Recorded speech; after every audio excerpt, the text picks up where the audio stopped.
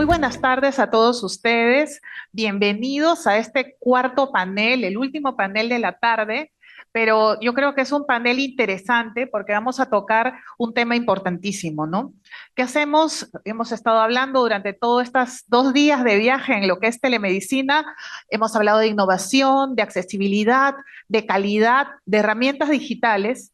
Pero ¿qué haríamos si no tuviéramos competencias digitales en el personal de salud? El desarrollo de las competencias digitales no solamente es una necesidad, es un fundamento, porque si tuvieras la mejor tecnología al costado y no tienes al personal capacitado, no sirve de nada.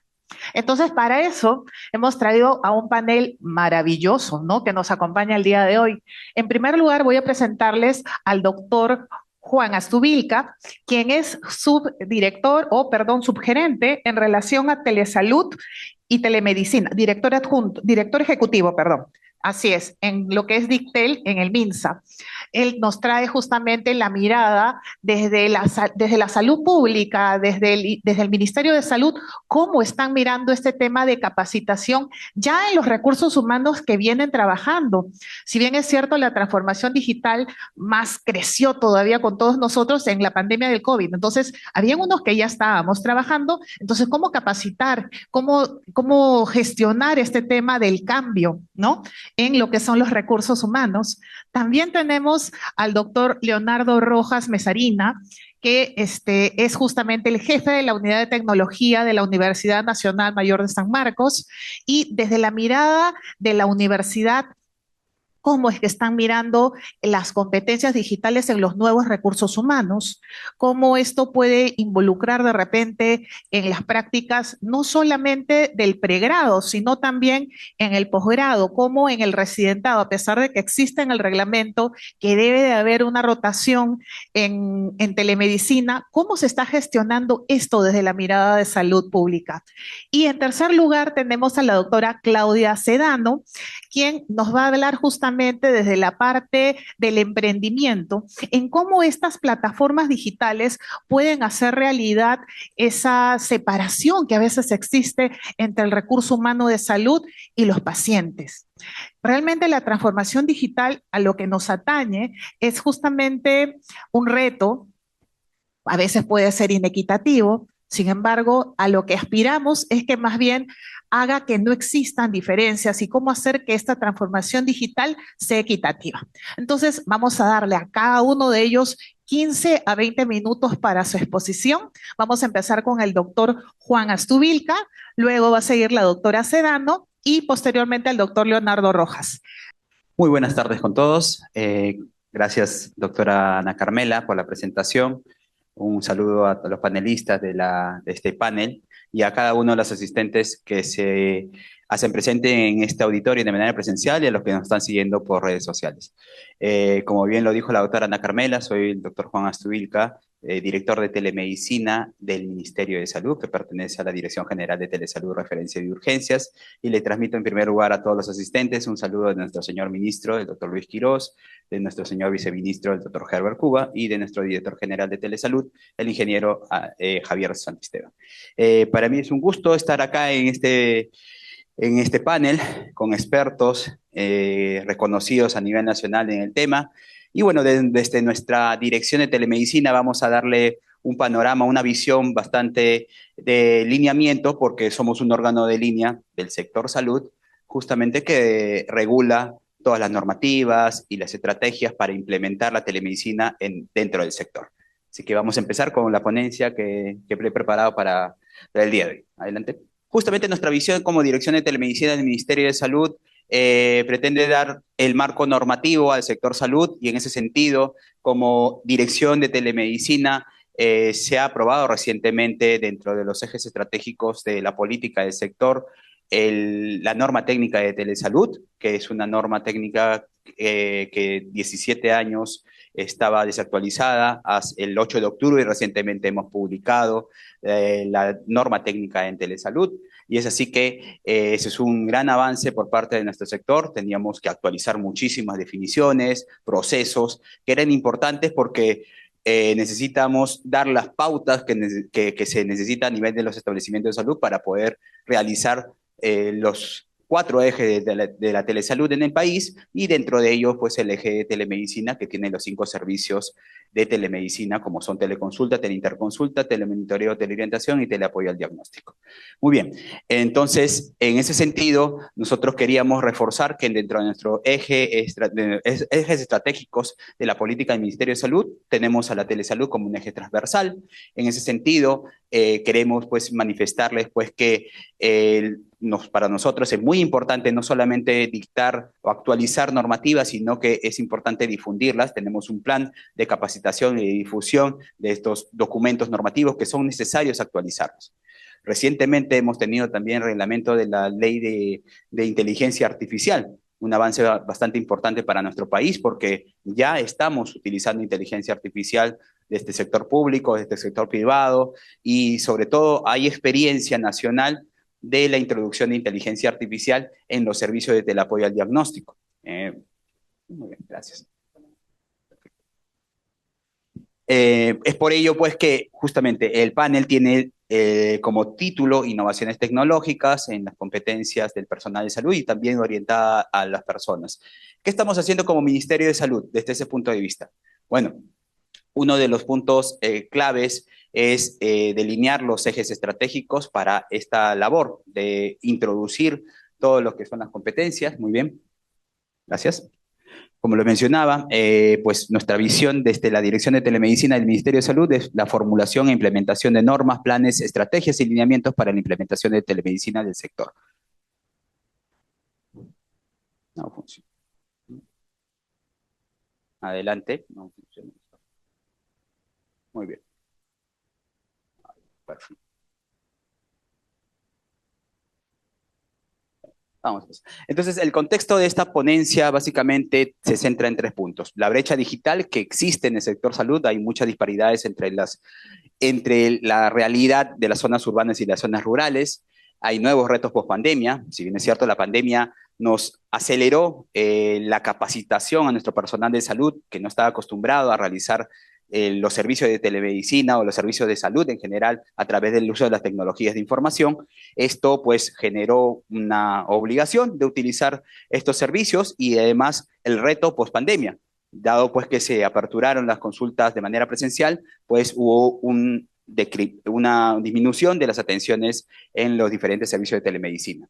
La necesidad de continuar con la alfabetización digital en todos los servicios de salud y la relevancia de la innovación tecnológica para fortalecer nuestra red nacional de telesalud.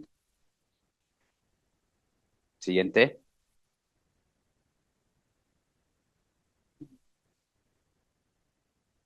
Muy bien. Esto es lo que mencionaba, los ejes estratégicos de la gestión del Ministerio de Salud, cuyos ejes estratégicos tienen como un componente transversal a la telesalud o salud digital. Esto es parte de nuestro plan estratégico institucional 2025-2030 del Ministerio de Salud, y como hito importante en este año ha sido la publicación del 8 de octubre de nuestra norma técnica de salud en telesalud. Bueno, mencionábamos que uno de nuestros objetivos como Dirección de Telemedicina es fortalecer la Red Nacional de Telesalud. Sabemos, pues, que de acuerdo al decreto legislativo 1490, que fortalece los alcances de telesalud, se define a la Red Nacional o se crea la Red Nacional de Telesalud como el conjunto de todas las IPRES, procesos personal y tecnologías que prestan el servicio de telesalud a nivel nacional y está a cargo del Ministerio de Salud.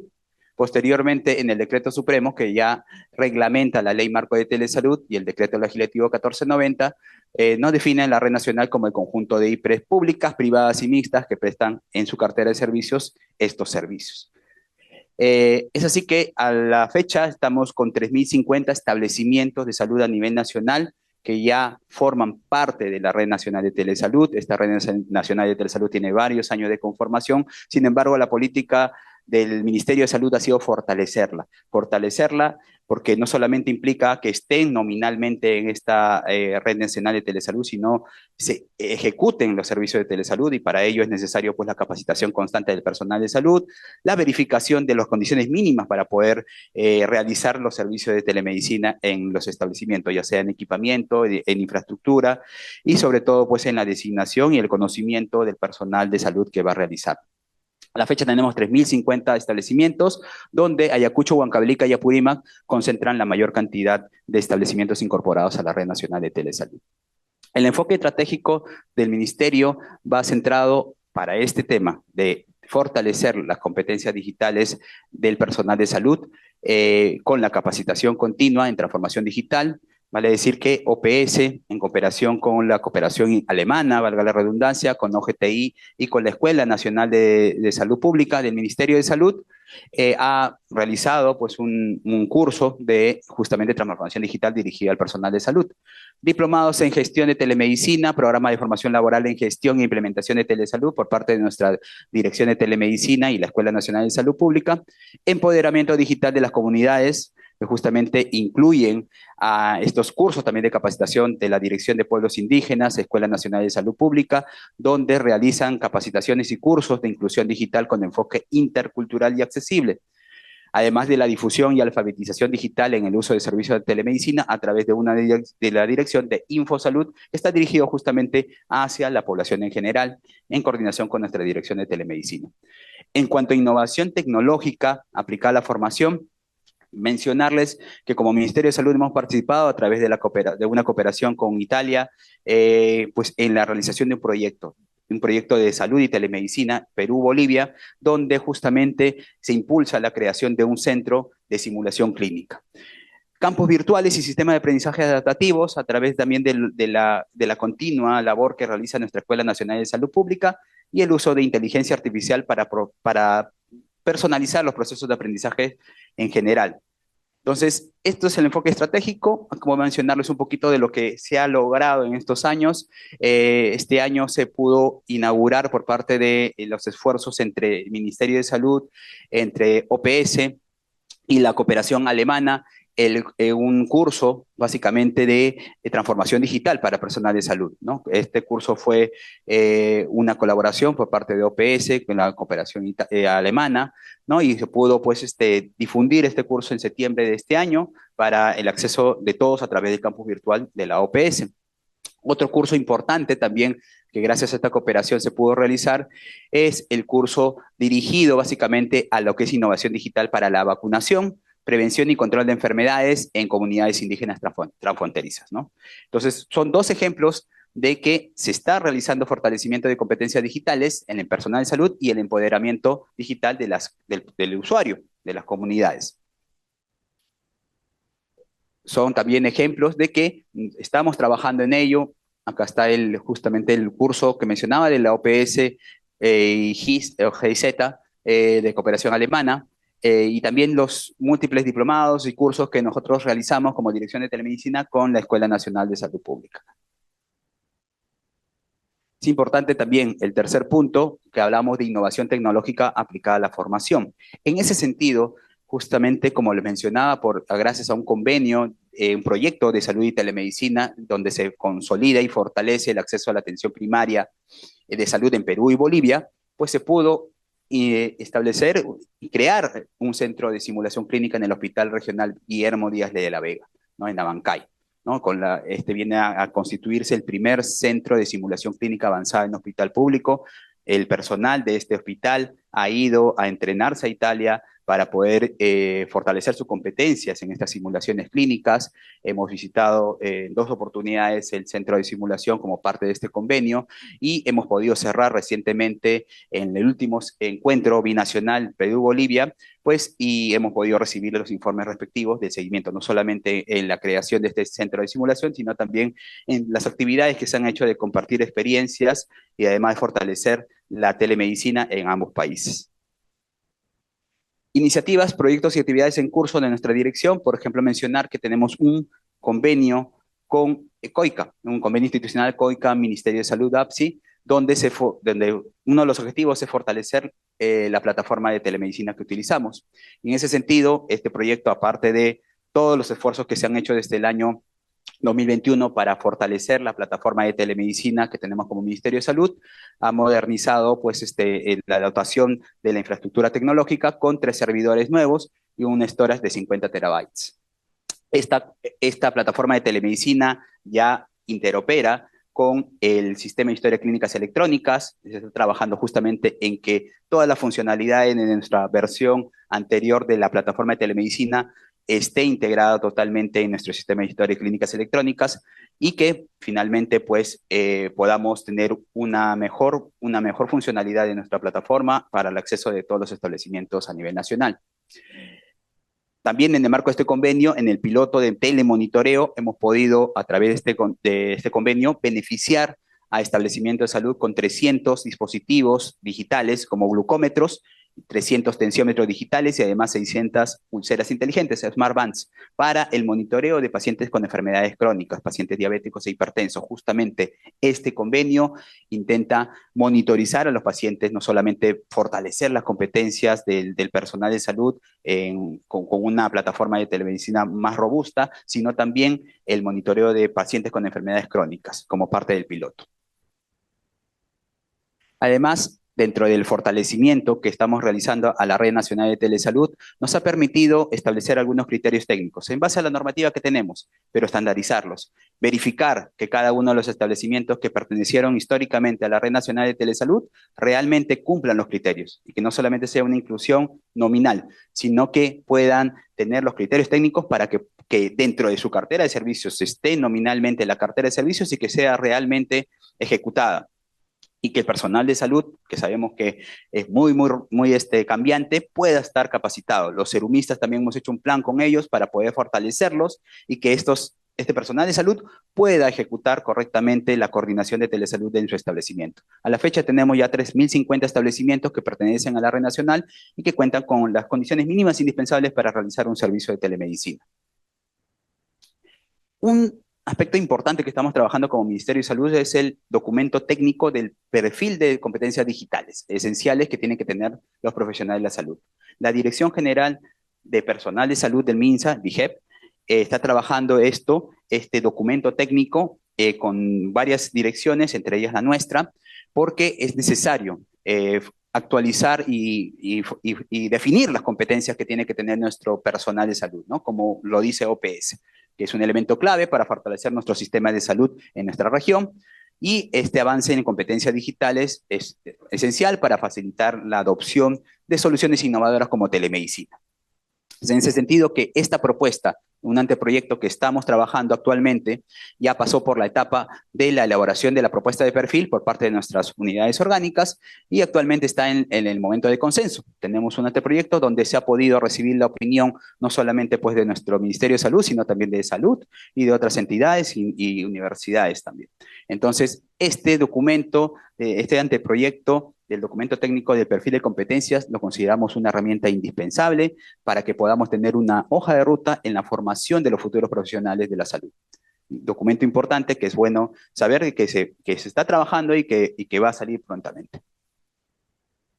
Dentro de otras actividades también que fortalecen justamente y son parte de la contribución que hace el Ministerio de Salud, es la ejecución de 55 GIOAR en el marco del fortalecimiento de la telesalud. Son 56 GIOAR que vienen desde el año 2021-22, estructuradas. Sin embargo, a la fecha ya hemos ejecutado la inversión y hemos concluido la distribución al 100% de todo el equipamiento informático y biomédico a los 678 establecimientos de primer nivel de atención que han sido seleccionados y beneficiarios con estos equipos. 2.443 equipos biomédicos, de los cuales hay electrocardiógrafos, Holter, mapa, monitor de funciones vitales, dermatoscopios, retinógrafos, otoscopios y oxímetros y espirómetros, ¿no? Que ha sido el último equipo biomédico totalmente distribuido a la fecha. Esta es una muestra, son 678 establecimientos del primer nivel de atención que han podido ser beneficiarios con casi 17.000 equipos informáticos inmobiliarios distribuidos, de los cuales habían pues 2.443 equipos biomédicos distribuidos a nivel nacional en 25 regiones y en las 4 DIRIs de Lima Metropolitana. Hemos logrado ya administrativamente y con gestión poder distribuir a la fecha todos los equipos biomédicos que se han adquirido. Y nos permite pues hacer como Dirección de Telemedicina un monitoreo, justamente con el convenio con cada uno de los gobiernos regionales que recibieron estos equipos, tenemos la obligación de monitorizarlo y estamos empleando pues nuestros equipos técnicos para poder realizar el monitoreo presencial y además, pues, ejecutar correctamente, verificar que se ejecute correctamente el uso de estos equipos biomédicos en beneficio de la población. Como quinto proyecto, implementación de los proyectos en telemedicina, uno de ellos es el de telemamografía. Hemos avanzado bastante en este año, hemos por fin implementado, hemos pasado de los pilotos ya a la transformación, como hemos mencionado, como hemos justamente sido una práctica de gestión pública que hemos presentado el día y que ayer ha sido una ceremonia de juramentación por parte de la PCM, donde presentamos también esta propuesta porque finalmente pasamos de los pilotos a la implementación. Y este proyecto de telemamografía que justamente pues introduce el apoyo diagnóstico en los establecimientos de salud que tienen un mamógrafo digital, pues nos ha permitido en Lima Metropolitana ya implementarlo en tres centros maternos infantiles, RIMAC, Magdalena, José Carlos Mariátegui, y en dos teleconsultores, el INEM y el EVES, el Hospital de Emergencias de Villa El Salvador. A la fecha tenemos más de 700 informes de lectura de mamografías realizadas a través de este servicio, justamente que busca la detección temprana y oportuna del cáncer de mama. Estamos ahorita ya empezando la etapa de los pilotos en las regiones. Actualmente estamos con la meta de poder implementarlo en 29 establecimientos en total de Lima Metropolitana y Callao y en 17 regiones del país. Estamos haciendo las coordinaciones porque el modelo que se ha trabajado durante bastante tiempo es factible, es sostenible y creemos pues que esto va a beneficiar muchísimo para una lectura rápida que normalmente demora en promedio 15 días en esos establecimientos, se reduce a menos de 5 días con este proyecto.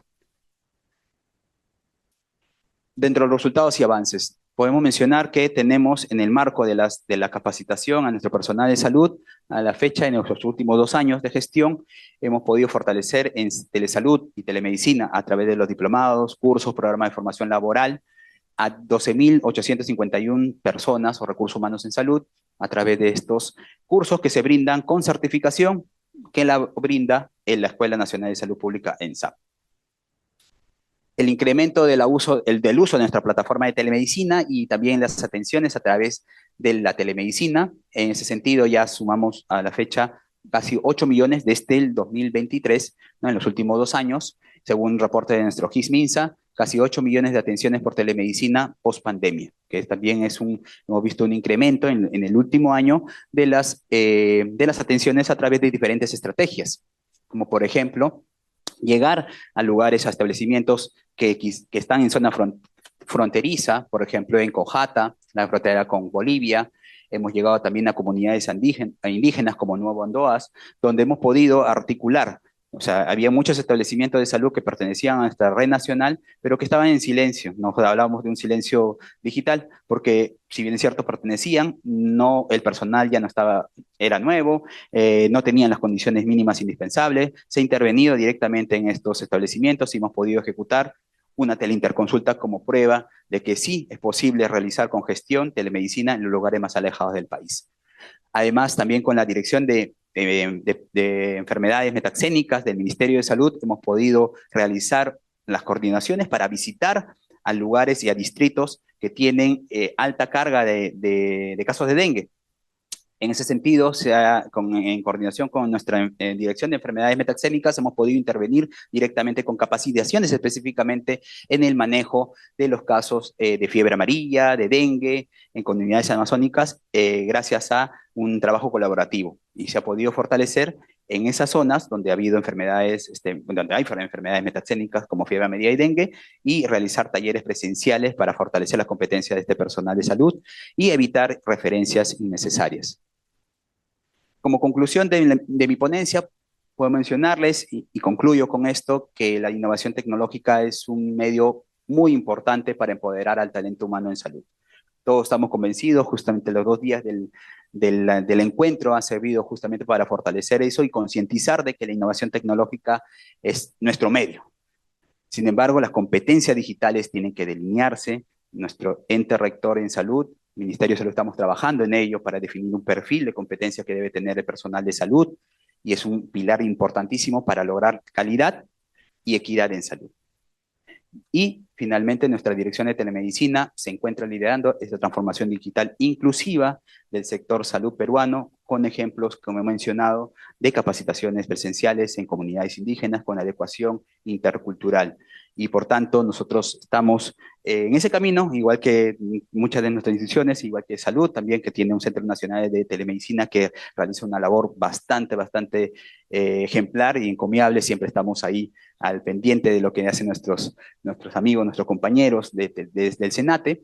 Y bueno, quería mencionarle finalmente pues que justo el día de ayer PCM organiza el primer concurso de buenas prácticas justamente en calidad de servicios de salud, donde se presentaron más de 220 propuestas o prácticas ya ejecutadas por parte de ministerios en el ámbito de gobierno regional, ámbito de gobierno nacional y gobiernos locales, y dentro de esas 220 propuestas, nuestra dirección de telemedicina logró un reconocimiento, una distinción especial, justamente por la implementación de nuestra plataforma de telemedicina, que ha mejorado con impacto el acceso a los servicios de salud a nivel nacional. Entonces, creo yo que debemos todos juntos formar un ecosistema digital en salud que conecta al Perú con un futuro más humano, inteligente e inclusivo. Muchas gracias. Bueno, la tónica que vamos a seguir es que al final vamos a hacer todas las preguntas, apunten bien, porque yo también tengo mis preguntas apuntadas, y vamos a darle el paso justamente a la doctora Claudia Sedano para su exposición. Muy buenas tardes, antes que nada, muchísimas gracias a ustedes por estar aquí, tomar un poquito de su tiempo y poder compartir nuestras experiencias. Muy agradecida también con Senate, con Salud, por la invitación. Mi exposición, más que nada, es un emprendimiento personal. Ahorita estamos en un MVP, en una pequeña, un piloto con 450 pacientes acá en Lima Metropolitana.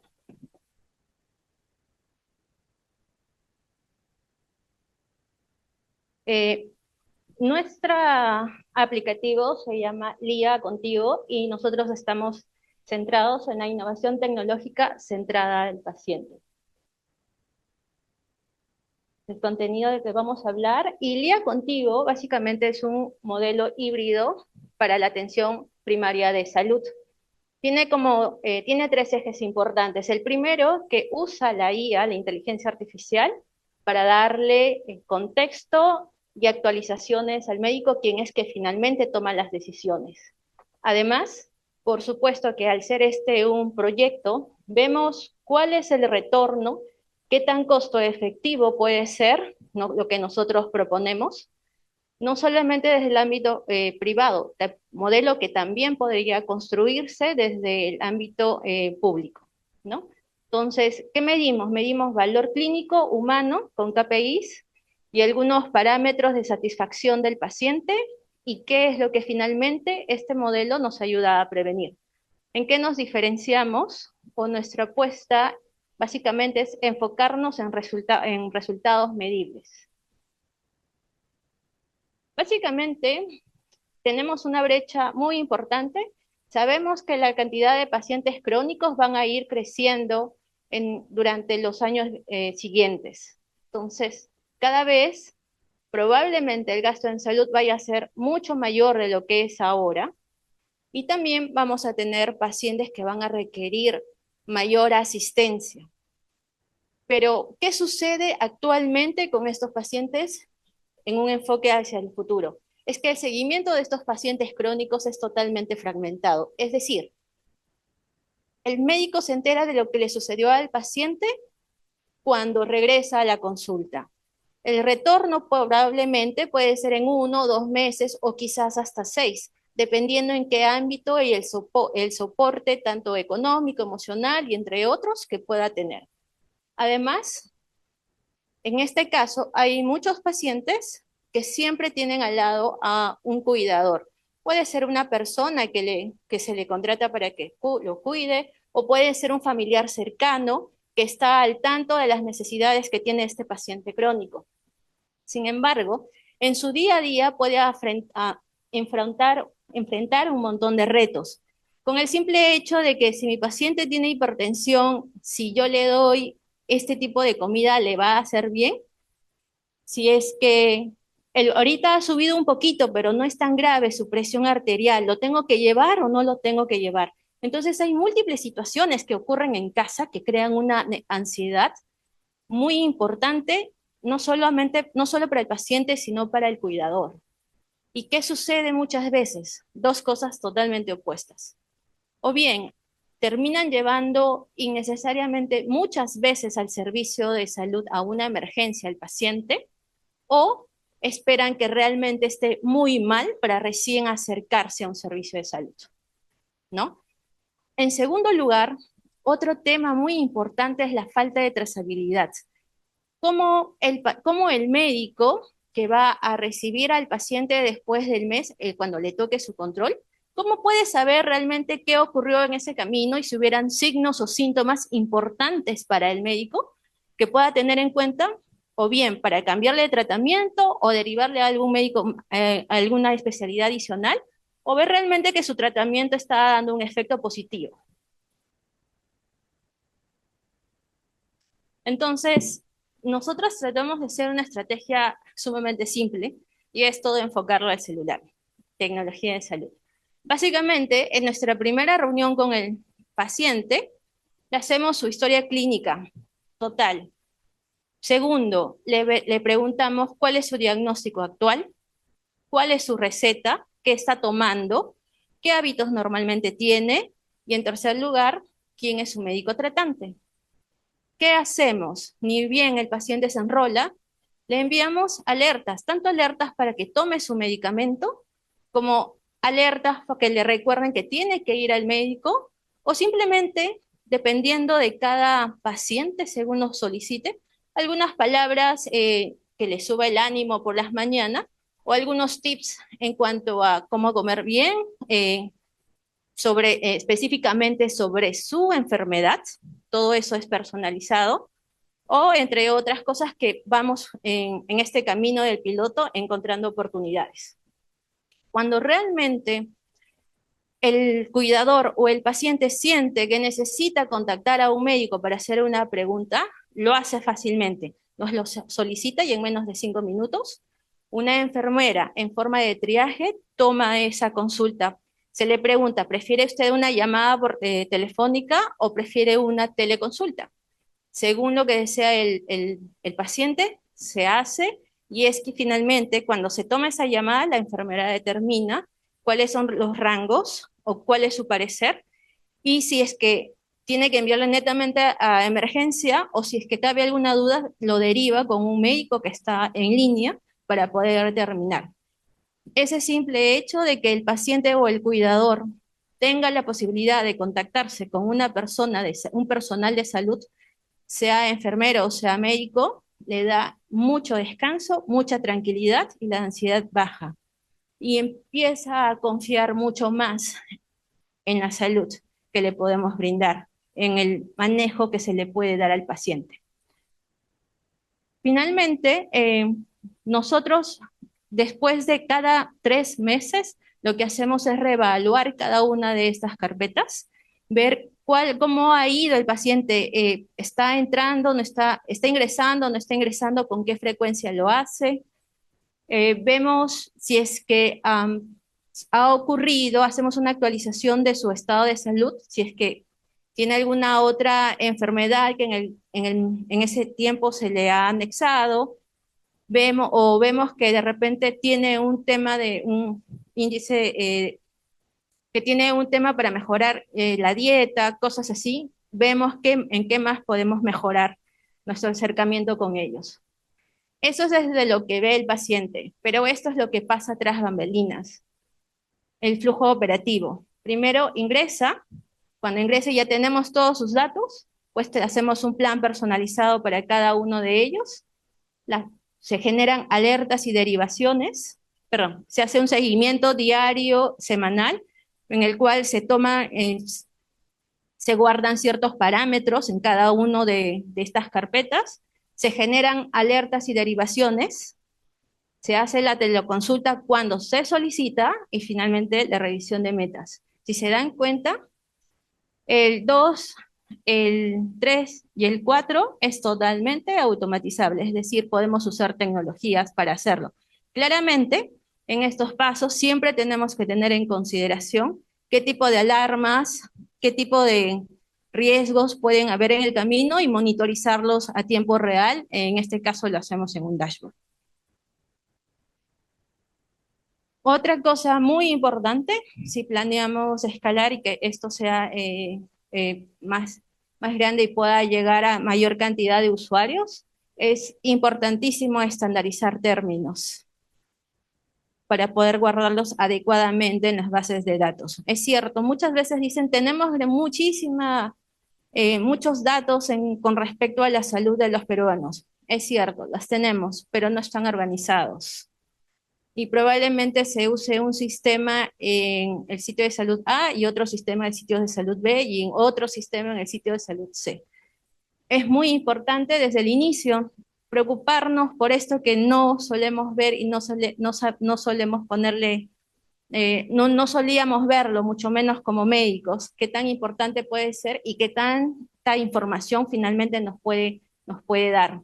Pero sobre todo ese orden que nos va a permitir trazar cuál ha sido el camino de ese paciente en esos meses que nos ha estado acompañando y hacer claramente auditoría a nuestro sistema, cómo va caminando. Entonces, ¿qué cosa en este caso, que es el seguimiento del paciente con enfermedad crónica? ¿Qué medimos nosotros? Uno, que dentro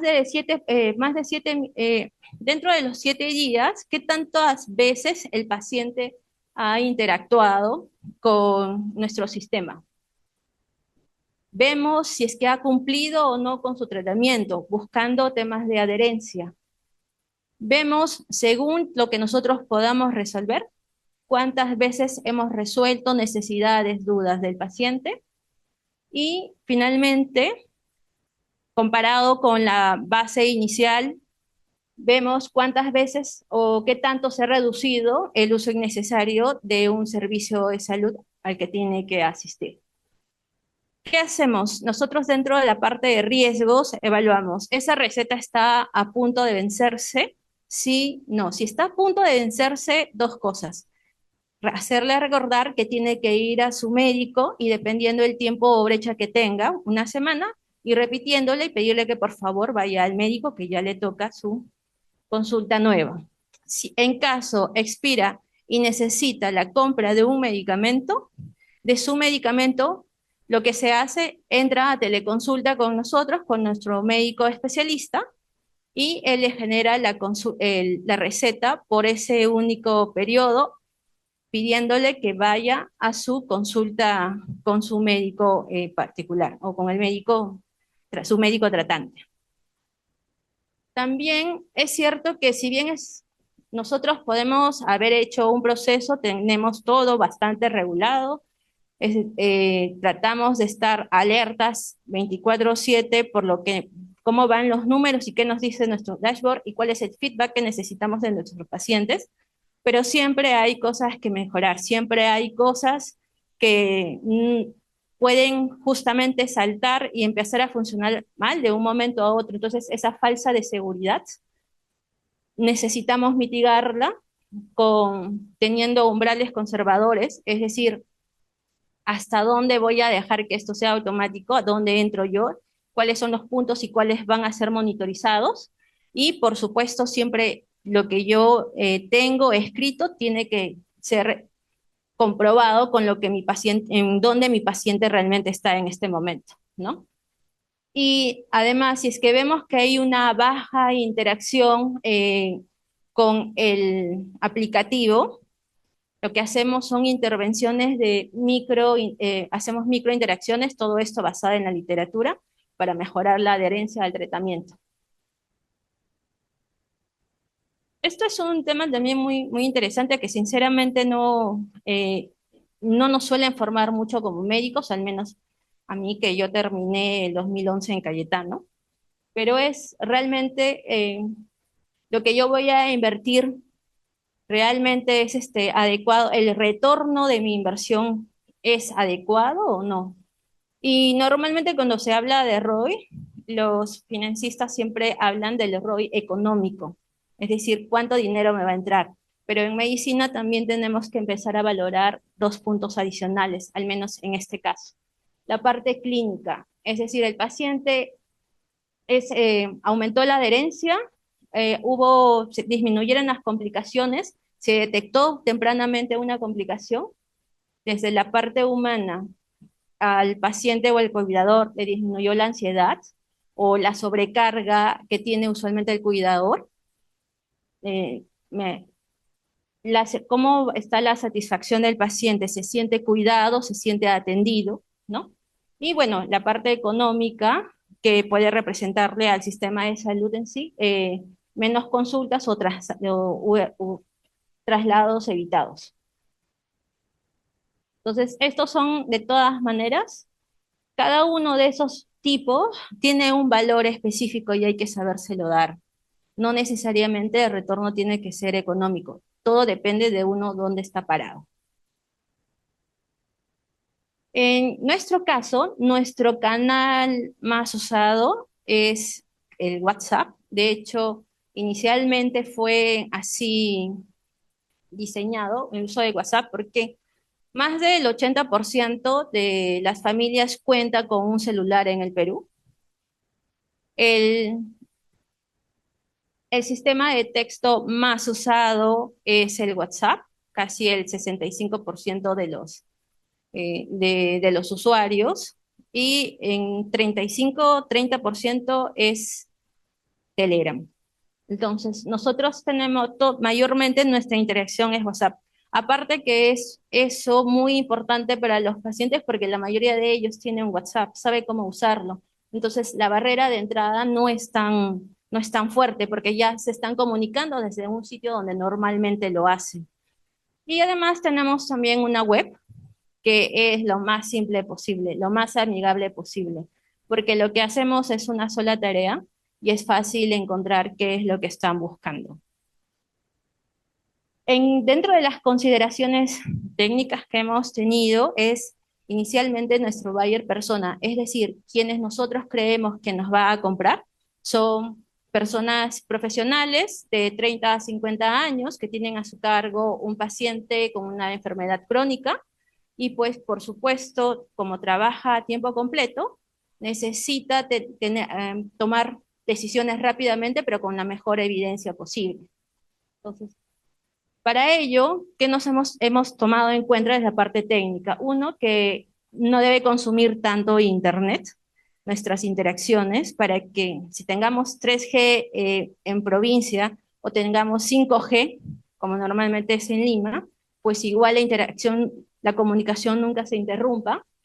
Lo que siempre nos dicen también en la facultad, el lenguaje tiene que ser claro y lo más sencillo posible.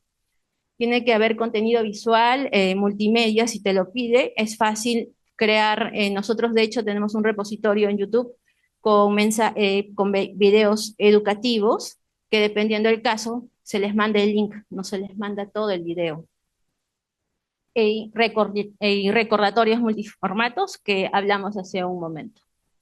Entonces, sobre seguridad y cumplimiento, uno, vemos de todas maneras siempre lo importante es la gestión de consentimientos informados que sean claros, transparentes. Nosotros tenemos una copia firmada, los pacientes también. Siempre tener mucho cuidado con la base de datos que te genera cada paciente, no solo por un tema ético, sino también por ley. Y políticas de privacidad, gestión de incidentes y auditoría, ¿no? Estos son los tres ejes por los que nos guiamos en esta seguridad y cumplimiento. Indicadores de acceso y resolución, ¿qué es lo que siempre perseguimos? ¿Qué es lo importante para nosotros? Y de hecho, muchas de nuestras entrevistas recibiendo feedback se centra en esto. Tiempo de respuesta. ¿Te atendieron antes de los 5 minutos? ¿No? ¿Cuántos de los usuarios que tenemos han renovado con nosotros? No solo tienen 3 meses, ya van al 6.º mes. ¿Ha tenido, cómo ha sido su acceso? ¿Le ha facilitado el WhatsApp? ¿Ha sido fácil o qué otro medio sería adecuado para usted? Y resolución, y la idea es siempre tratar de solucionar a cualquier consulta que tenga el paciente la primera vez. Eso nos da a nosotros también parámetros para ver complicaciones de los pacientes o qué necesidades adicionales podría necesitar un paciente. Entonces, como les comenté, ahorita estamos en un fase piloto regional, bueno, ¿verdad? Es Lima. Tenemos 500 pacientes ahorita. Estamos en el tramo de ajustar justamente los KPIs y algunos algoritmos para que sea lo más limpio posible.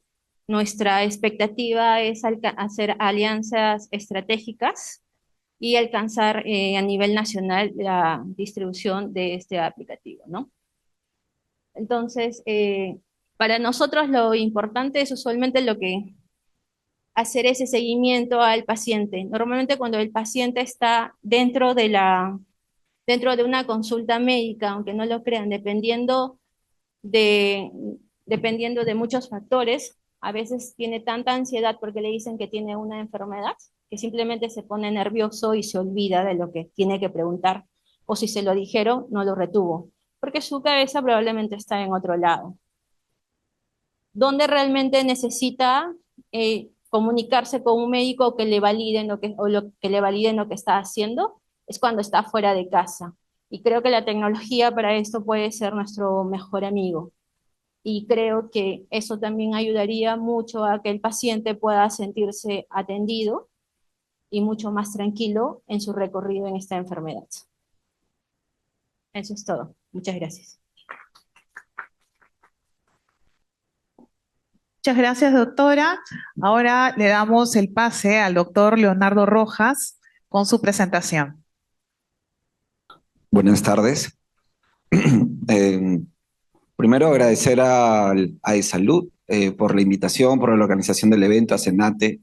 Un saludo cordial a todos los amigos que de alguna manera siempre estamos en este tema, ¿no? De usar la tecnología en favor de la salud. Agradecer al doctor Murrieta por la organización, por la invitación, a Ana Carmela y a los panelistas por las propuestas tan interesantes que han presentado. Yo voy a traer algo un poco más enfocado en el tema de las competencias digitales, que es el tema del panel, y también algunas experiencias que venimos desarrollando en la universidad y en otros lugares donde hemos venido trabajando, porque en este tema no solamente trabajo en el Instituto Nacional de Salud, sino en la Universidad Nacional Mayor de San Marcos, en la Unidad de Telesalud, en ASPEFAN, la Red Nacional de Salud Digital e Inteligencia Artificial, Colegio Médico, el Comité de Transformación Digital y otras áreas que están relacionados con lo mismo en realidad, porque nosotros pensamos que la tecnología es una herramienta importante para transformar la salud. Veo que estamos un poco letargados por el tema después del almuerzo. Yo sé que por favor nos podríamos parar y después nos sentamos. Por favor, vamos a movernos un poquito para tratar de evitar la marea alcalina. A ver, Steve, por favor, levántate. No quieres levantarte. Bueno, ahora sí, se pueden sentar, por favor. Vamos a comenzar entonces con la presentación. Y justamente lo que quiero mencionar es que tenemos que ver a la tecnología como una herramienta, una aliada, ¿no? Que nos puede ayudar para hacer muchas cosas. La telesalud es un excelente ejemplo. Sin embargo, no es la única forma, ¿no? No es la única forma de usar la tecnología en beneficio de la salud. Saludar al doctor Walter Curioso, que se está incluyendo en el panel. Y vamos a comenzar con la presentación. A ver, por favor, si la tecnología nos ayuda para poder hablar sobre este tema. Voy a tratar de hacerlo ágil. Planeaba demorarme un poco hasta que llegue Walter y pueda exponer, así que vamos a acelerar un poco el tema. Entonces decía que las tecnologías son una herramienta, ¿no? Pero para que esta herramienta funcione, necesitamos saber usarla, ¿no? Y el tema es de saber usar una herramienta no pasa solamente porque, bueno, que aprenda a usar el sistema, ¿no? Que sepa usar la inteligencia artificial, ¿no? pensamos nosotros que, por ejemplo, ya los jóvenes son los nativos digitales y por lo tanto vienen con el celular bajo el brazo y por lo tanto ellos ya pueden usar cualquier tecnología y podemos ya, como él es joven, vamos a empezar a que haga las teleconsultas. No es tanto así, de verdad. En realidad, por ejemplo, nosotros hicimos un estudio, conocimos en el Ministerio de Salud e identificamos que en un estudio de evaluación del nivel de madurez de los servicios de telesalud de casi 1.000 establecimientos de salud que se evaluaron, conversamos con los jefes de los establecimientos de salud e identificamos que, por ejemplo, personas mayores de 60 años tenían menor productividad para hacer telemedicina y donde probablemente el factor clave era el tecnológico. Efectivamente, tener más de 60 años disminuye un poco la producción para hacer telemedicina. Pero también vimos que profesionales de salud de menos de 30 años, también su producción no es igual con profesionales más de 30 años.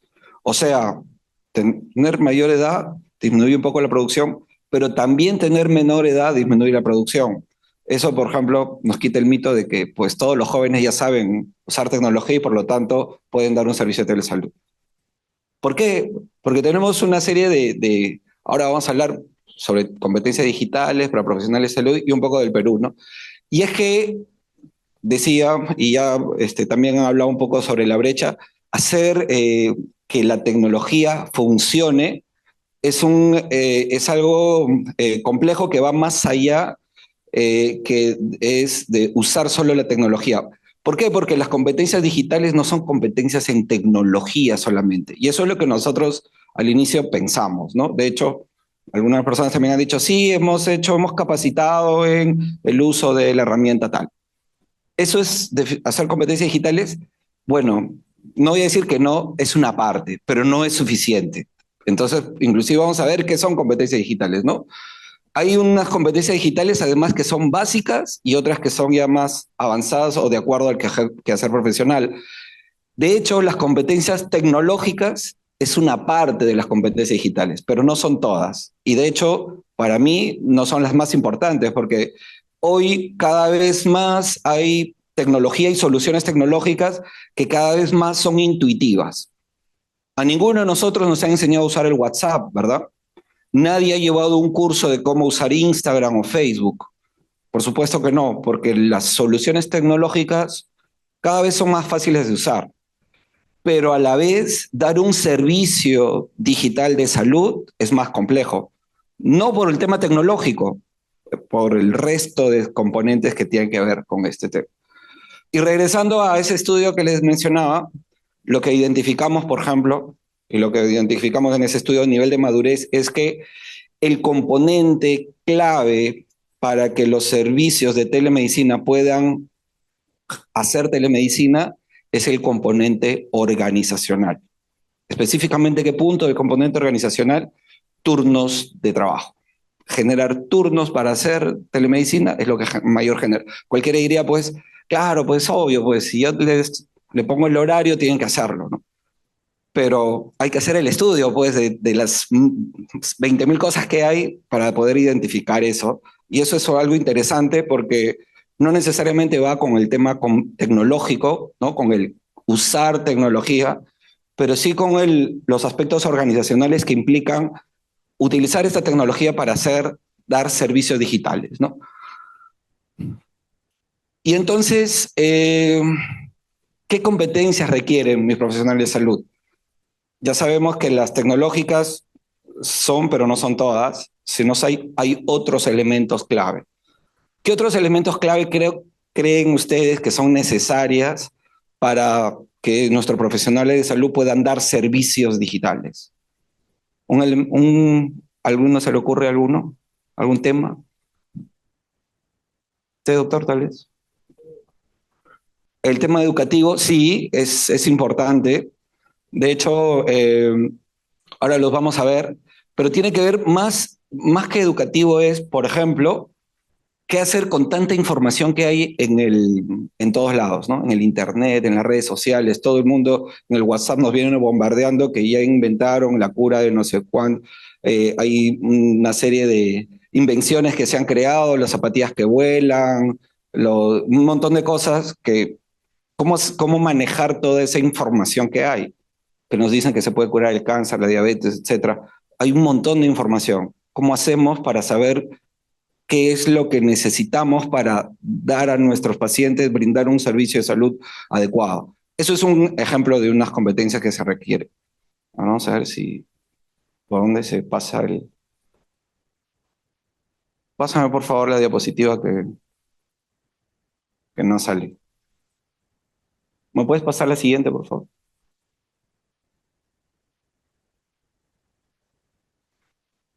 Eh, entonces decíamos que esta era digital no solamente nos va a traer cambios de información, sino cambios en la relación médico-paciente. Ayer estaba en un foro justamente de una universidad interesante donde hablaban del tema de, estábamos hablando del tema de inteligencia artificial.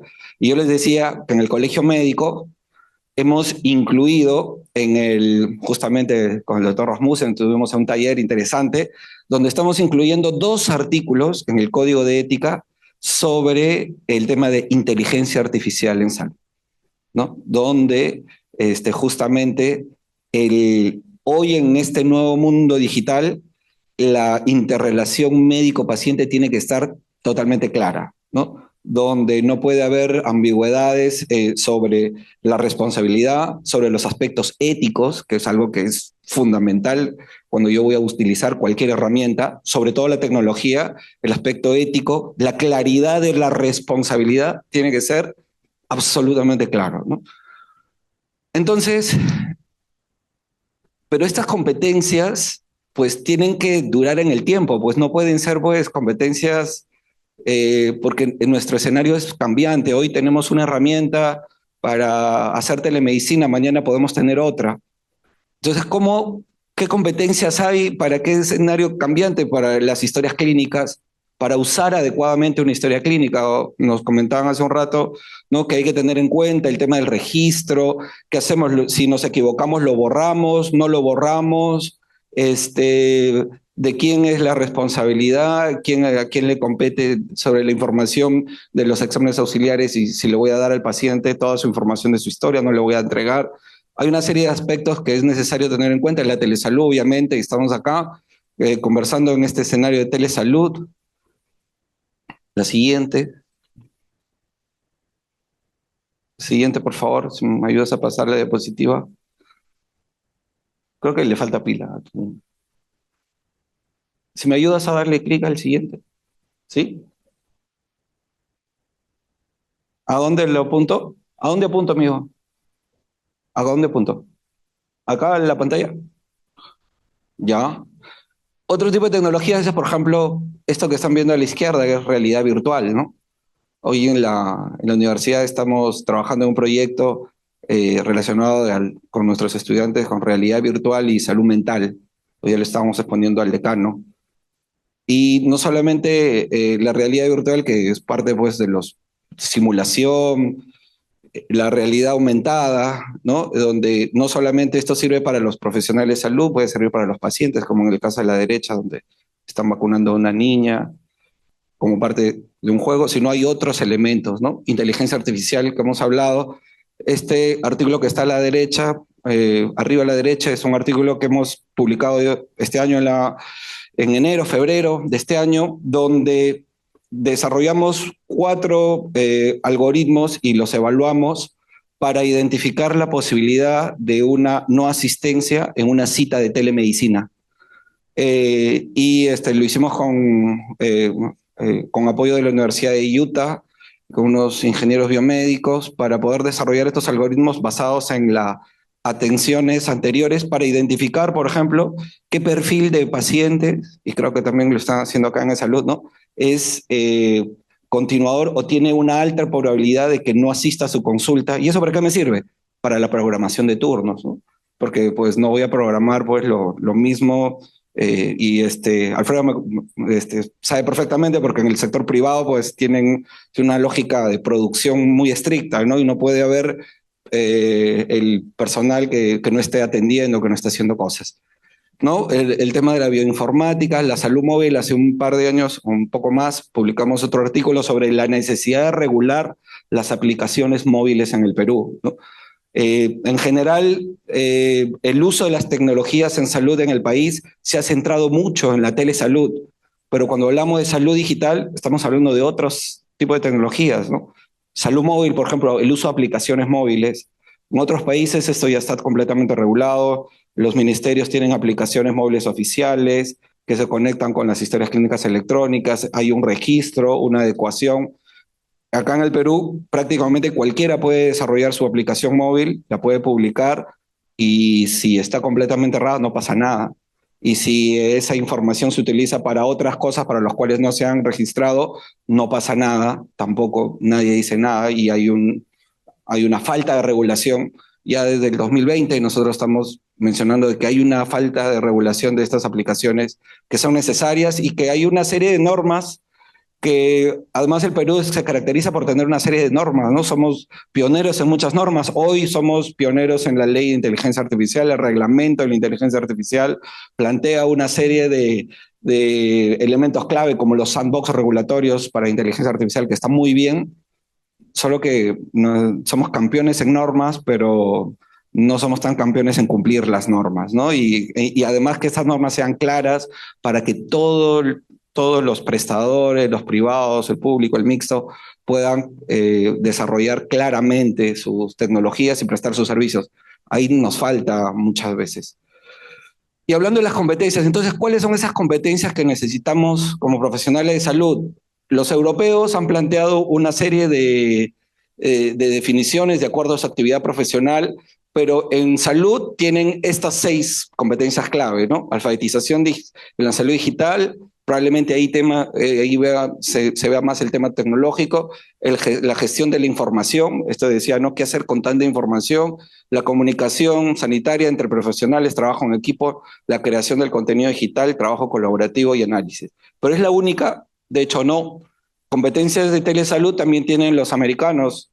La Asociación Americana de Colegios Médicos es como la ASPEFAM, y ha definido 6 competencias clave para telemedicina en Estados Unidos, ¿no? Y además además ha planteado cómo he generado esos conocimientos, cómo genero las habilidades, cómo genero las actitudes, que son pues el componente de las competencias, ¿no? Conocimientos, habilidades, actitudes, y cómo se ha ido definiendo para el caso en este estudio, y además cómo se integra el currículo, sobre todo para medicina y enfermería, ¿no? Ha definido qué modalidades hay, algunas son rotaciones en telesalud, otras clases presenciales, clases grabadas. Acá está un poco un ejemplo de cómo esto se puede integrar al currículo de las universidades para generar competencias digitales en los futuros profesionales de enfermería y medicina. Sin embargo, es la única forma, no hay una serie de aspectos, ¿no? Esta es una forma. Esta estrategia es interesante, es del proyecto ECO, ¿no? El proyecto ECO es una estrategia que incluye telemedicina, pero tiene un componente fuerte de educación y trabajo con las comunidades. Esto se trabaja mucho se trabajó mucho en los estados del norte de Estados Unidos, que son bastante alejados, que tiene una realidad un poco particular donde los médicos no tienen mucha facilidad de capacitarse. Y finalmente el proyecto ECO está presente en más de 80 países. Interesante. En San Marcos tuve la oportunidad de viajar a una de estas universidades donde se desarrolló el proyecto ECO. Tratamos de adecuar algunas cosas que voy a mostrar sobre este tema, y también tiene acá algunos resultados para los profesionales de salud y para los pacientes. Sin embargo, ya en Chile, mediante esta entidad que se llama SENS, que es una entidad, digamos, pública en el sentido de que se encarga de definir estándares para la salud digital en Chile, y lo cual es genial porque no solamente define competencias digitales, sino certifica, por ejemplo, software de telesalud para el sector público y privado, lo cual es genial porque ya Chile, por ejemplo, tiene la segunda versión, esta es la segunda versión de las competencias digitales para los profesionales de salud. ¿no? Nosotros todavía estamos trabajando en la primera versión, de hecho esto se inició hace 2 años con una petición nuestra para generar competencias digitales cuando le dijimos, mira, CEN ya tiene sus competencias digitales, ya hay en Estados Unidos, en Europa, en todos lados, y nosotros pues debemos tener una idea, no necesitamos crear la pólvora nuevamente, ¿no? Para poder plantear.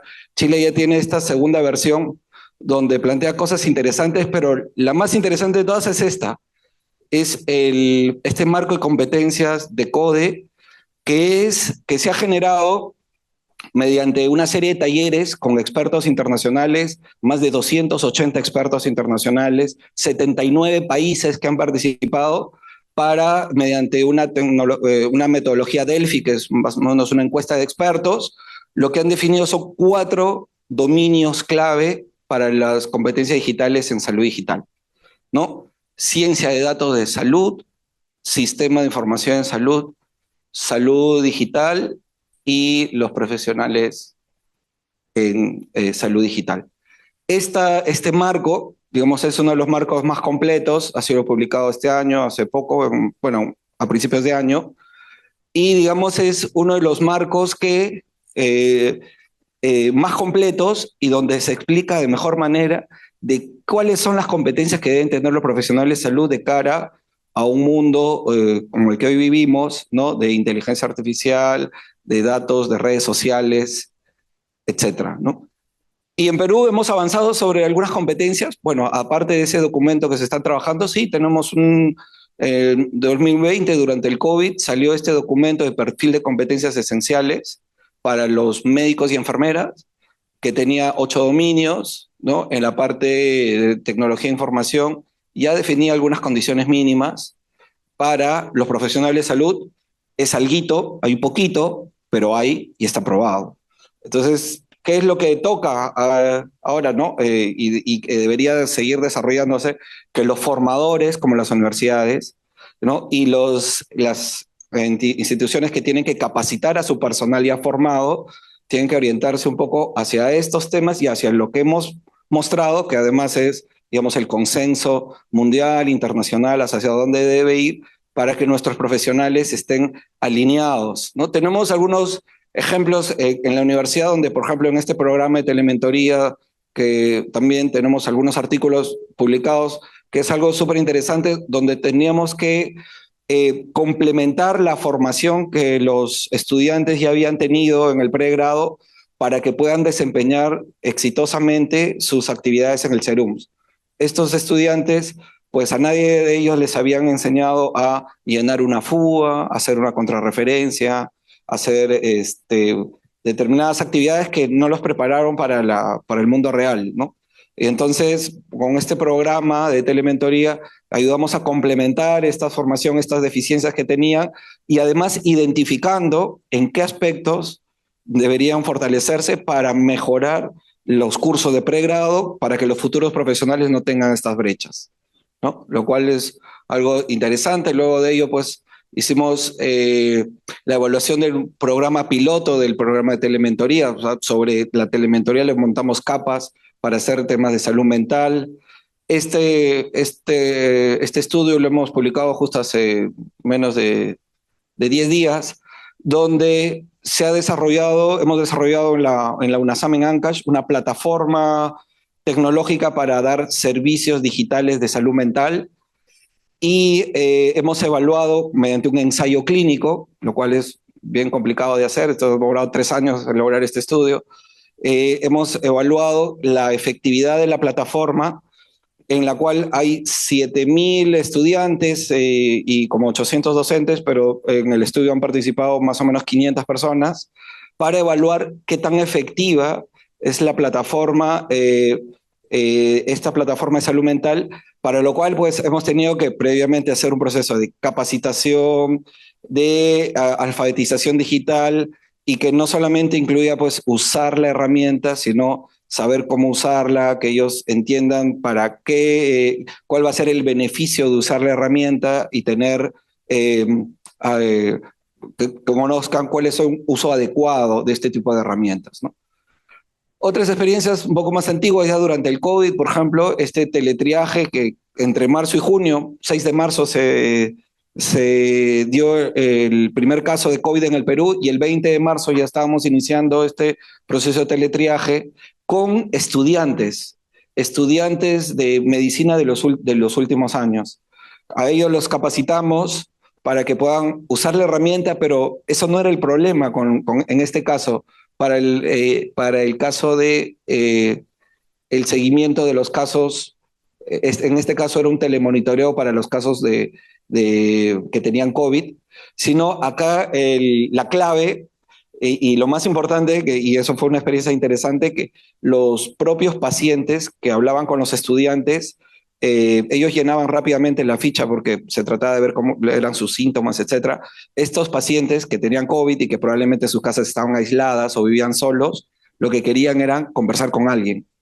Querían saber si es que podían tomar el medicamento y también su café, o querían saber si los síntomas que tenían estaban yendo bien o mal. O sea, querían saber algo más. Entonces, este programa fue interesante porque en esa capacitación que se hizo a los voluntarios, estudiantes de medicina la mayoría, no solamente se trataba de enseñarles a usar la herramienta, sino los entrenamos en escucha activa, en aspectos de primeros auxilios psicológicos para identificar si esta persona tenía algún problema tal vez de depresión detrás o tenía simplemente se sentía sola y quería hablar con alguien, con otro ser humano.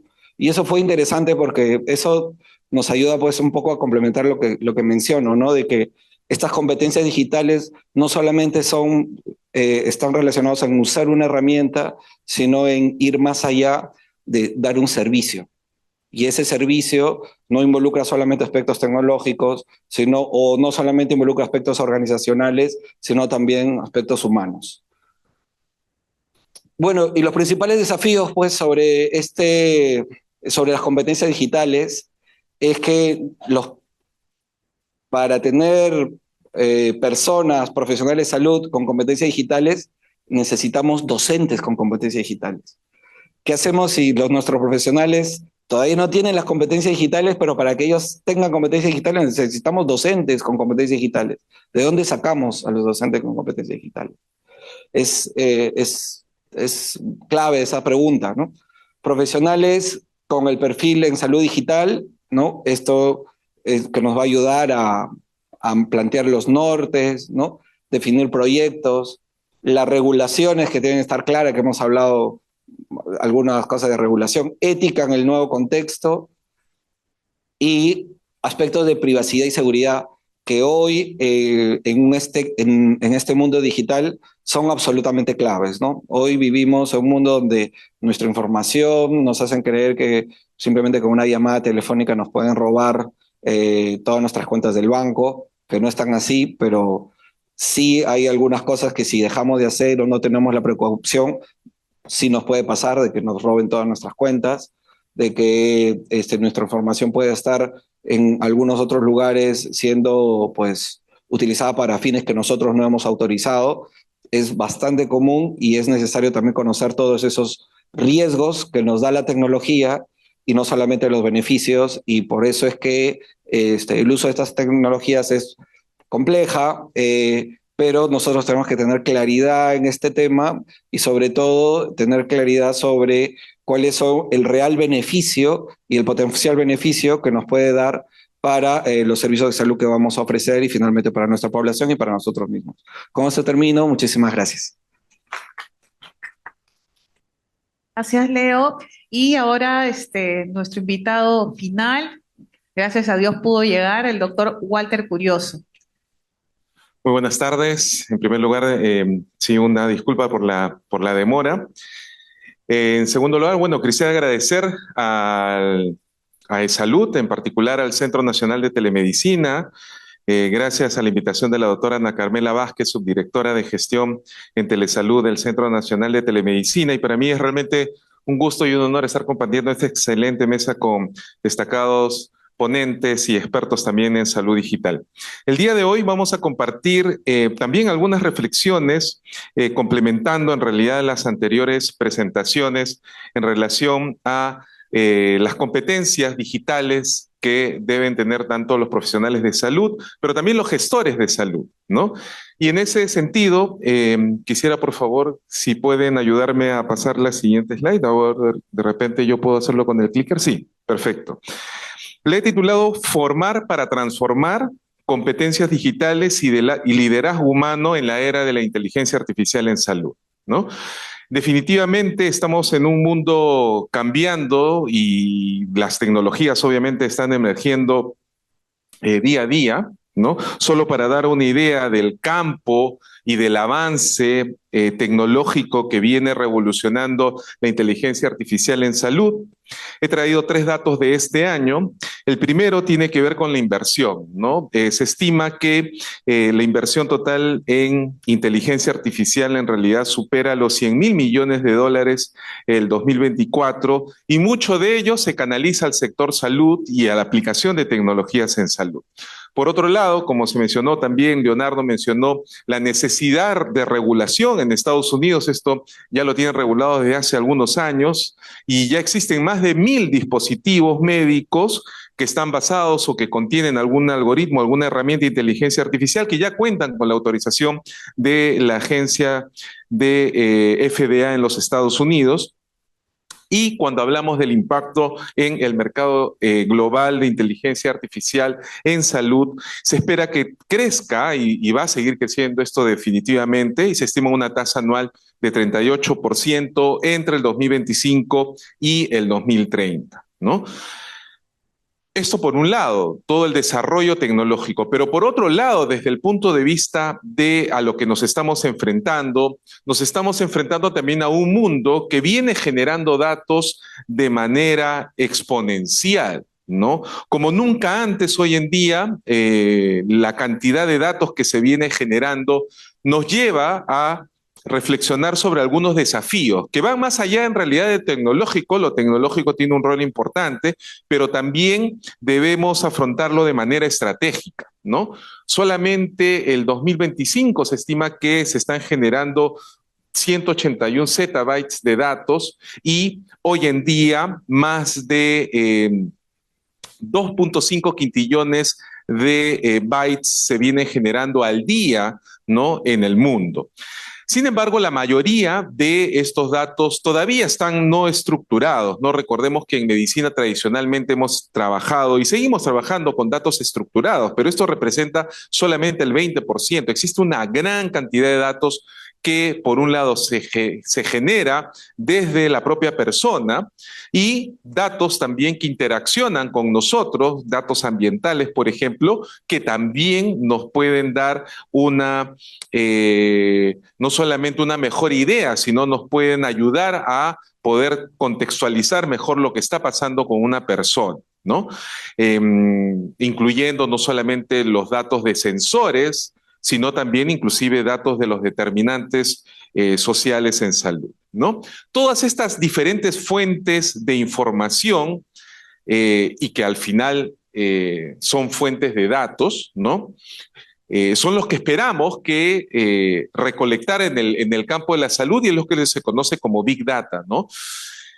Datos provenientes, por un lado, de las historias clínicas electrónicas que todavía está en proceso de implementación, pero que cuando tengamos ya el tan ansiado Registro Nacional de Historias Clínicas Electrónicas, podamos contar con una buena cantidad y representativa cantidad de datos de los pacientes, pero complementado con otros registros electrónicos. En salud tenemos muchísimos registros electrónicos que capturan datos de salud, pero que también capturan datos administrativos y que complementan bien estas fuentes de datos, ¿no? Tenemos tradicionalmente los exámenes complementarios, tanto de laboratorio, de imágenes, etcétera, complementándose también con los datos administrativos, pero recientemente se vienen también integrando otras fuentes de datos que están produciendo un cambio significativo en la manera como diagnosticamos y en la manera también como tratamos a los pacientes y tienen que ver con los datos genómicos, ¿no? Provenientes de todos los análisis genéticos, los análisis inclusive farmacogenómicos o epigenéticos, están realmente revolucionando el manejo de la medicina y también complementándose, como mencioné, con otros datos que vienen de sensores, que vienen de los determinantes sociales y que incluso vienen de las redes sociales. Todos estos datos y toda esta gran cantidad de fuentes de datos es que realmente son un insumo importante para que luego con diferentes herramientas de inteligencia artificial se puedan desarrollar aplicaciones o herramientas que puedan ser utilizados en los diferentes procesos de diagnóstico, tratamiento, manejo, pero incluso prevención de los pacientes, ¿no?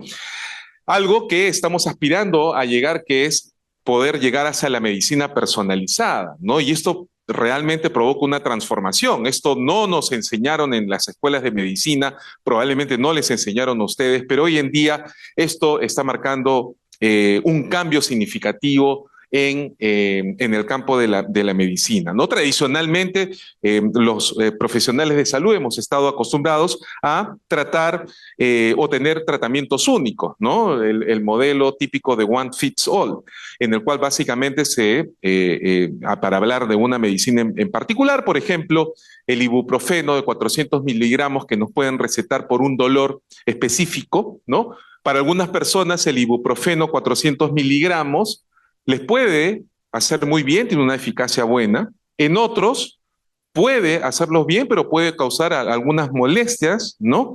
Sin embargo, en otros ni les va a hacer bien, y tampoco les va a provocar la disminución del dolor, ¿no?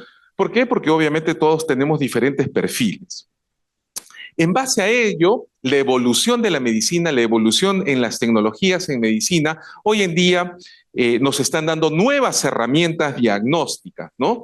Y aquí es donde entran, por ejemplo, los perfiles farmacogenéticos, en las cuales ya con un método no invasivo, con una prueba muy simple que se puede hacer en la casa y se puede enviar hacia un laboratorio y muy rápidamente podamos tener un análisis farmacogenético muy completo en el cual nos da un perfil de qué tan bien nos va a hacer una droga o no y qué tan mal nos va a hacer para nuestro cuerpo, ¿no?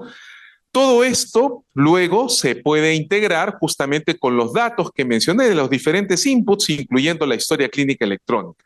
¿Hacia qué vamos? ¿No? A que con estos perfiles farmacogenéticos, al tener todos estos perfiles de qué también nos hacen las drogas, podemos llegar hacia un tratamiento más personalizado, ¿no? Donde sepamos muy bien que tal o cual droga, no solamente saber si nos va a hacer bien, sino también si va a provocar algún efecto adverso, mediano, severo o leve en nuestro cuerpo, ¿no?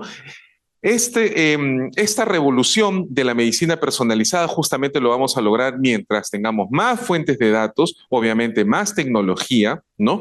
Pero también desde el punto de vista de los sistemas de salud, el modelo de implementación y cómo la tecnología está impactando en los sistemas de información y en general en los sistemas de salud también está revolucionando, ¿no? Solamente yo les quiero mostrar un esquema de un marco conceptual que se desarrolló desde el Ministerio de Salud ya hace algunos años, más conocido como la Casa Digital, en la cual es un modelo para entender y cómo fortalecer los sistemas de información en salud, ¿no?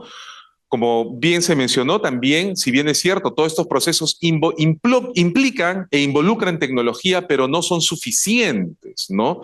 Para el caso, cuando hablamos de sistemas de información en salud, tenemos un componente, una base, que es la infraestructura, que todo es componente tecnológico, los servidores, las computadoras, los servicios, etcétera. Pero tenemos otra capa, que es una capa compleja, que es la infraestructura, ¿no? Donde en el corazón tenemos a la historia clínica electrónica, pero que comienza con un análisis de flujos, de procesos, ¿no?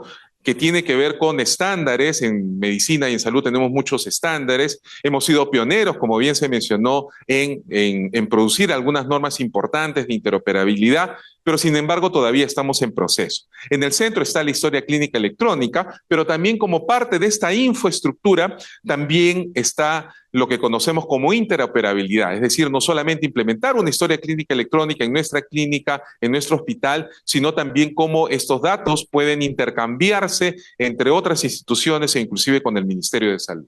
Y todo esto se complementa con dos columnas importantes. La columna de la derecha tiene que ver con los factores políticos, que tiene que ver con el liderazgo, que tiene que ver con la gobernanza, y la columna de la izquierda, que tiene que ver con personas. Es decir, también esta casa digital nos ejemplifica de manera muy sencilla que podemos tener buena infraestructura, podemos tener buena tecnología, pero si no tenemos este componente, esta columna importante que está marcada de rojo en la parte derecha, en realidad vamos a tener una implementación o muy limitada o inclusive un fracaso, porque al final los cambios los realizan las personas. Y tenemos que tener también liderazgo, tenemos que tener estrategias de gestión del cambio para que justamente estas personas, y cuando me refiero a personas, me estoy refiriendo en el cambio muy amplio, no solamente para los profesionales de salud, los gerentes de salud también, pero también los pacientes, ¿no? Porque tiene que haber también todo ese proceso de transformación y de entendimiento y de entender el valor que tiene la tecnología, porque de nuevo, si no existe ese entendimiento y esa confianza en la tecnología, todo esto no va a poder ser implementado. Existen muchos proyectos que tienen que ver con la aplicación de tecnologías en salud. Se han mencionado muy buenos proyectos anteriormente. Yo solamente quiero complementar y dejarlos con un proyecto para ejemplificar también que no todo es tecnología, ¿no? Este es un proyecto IREX que se implementó ya hace varios años atrás, en el año 2017, con fondos de los Estados Unidos, de los Institutos Nacionales de Salud, del NIH, y con colaboradores internacionales, con universidades de Estados Unidos. El objetivo inicialmente era muy simple, es decir, tratar de encontrar una solución o por lo menos tratar de encontrar alguna herramienta que nos ayude a poder facilitar o optimizar el diagnóstico de pacientes con tuberculosis, ¿no? En muchas zonas de nuestro Perú podemos tener la posibilidad de realizar rayos X, pero no tenemos necesariamente la disponibilidad de los recursos humanos necesarios, de los especialistas necesarios para que estos pacientes puedan ser atendidos oportunamente, ¿no? Y la idea que salió en ese momento fue justamente desarrollar una herramienta basada en inteligencia artificial a través de un aplicativo en un dispositivo móvil que con redes neuronales convolucionales permite identificar patrones anormales de tuberculosis en placas radiográficas y con esto poder identificarlas automáticamente y con ello, referido ya a un especialista, se puede iniciar el tratamiento oportuno, ¿no? Como sabemos, el diagnóstico oportuno de pacientes es fundamental, sobre todo de pacientes crónicos, y justamente es más grave en el caso de tuberculosis porque cada día que pasa no solamente es más riesgo, sino que también puede haber una complicación del paciente con el riesgo también de que pueda contagiar a otras personas, ¿no?